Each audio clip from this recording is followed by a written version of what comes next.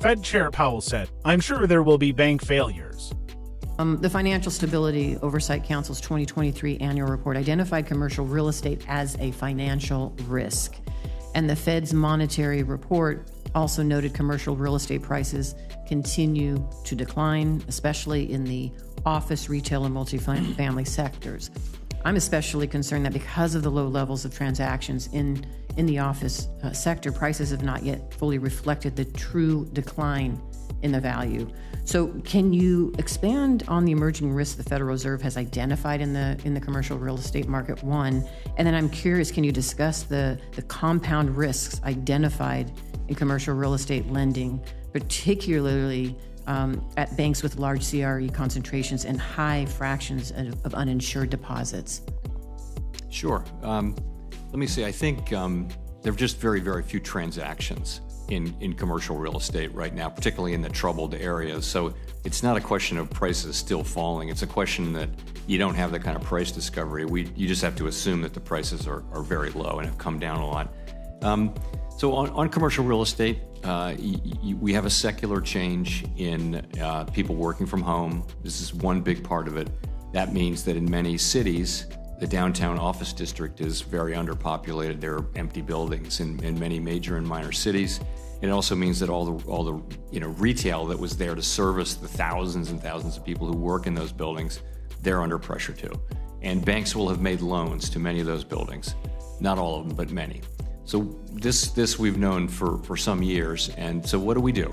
We have identified the banks that have high commercial real estate concentrations, particularly office and retail, and other ones that have been affected a lot. We identify them, and we are in dialogue with them around, do you have your arms around this problem? Do you have enough capital?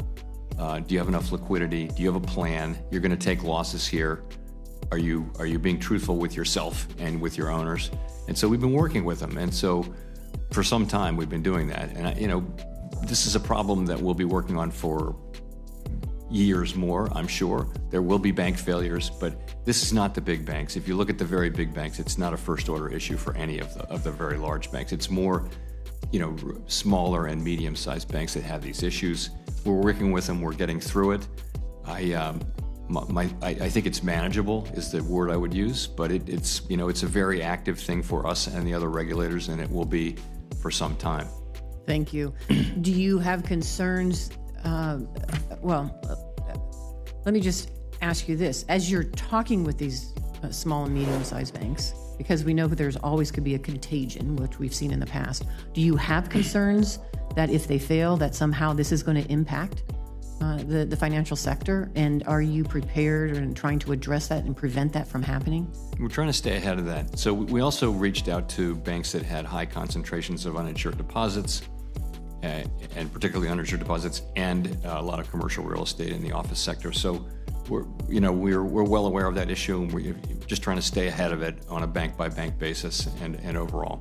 Okay. And so far, we've been able to do that. Thank you.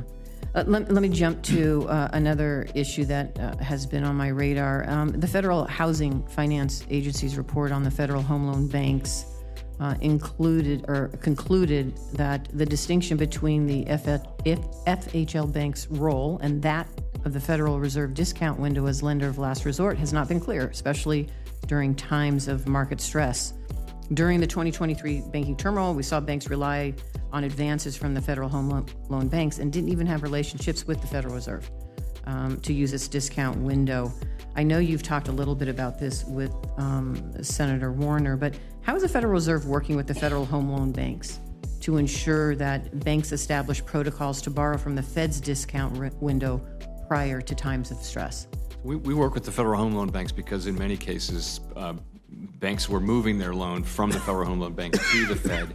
So we need to have smooth transfer. We need to be in good touch with them. Even more important than that, though, is that banks, any bank in the United States, needs to be in touch with the discount window, know how to be able to access it, have appropriate collateral, have control of that collateral.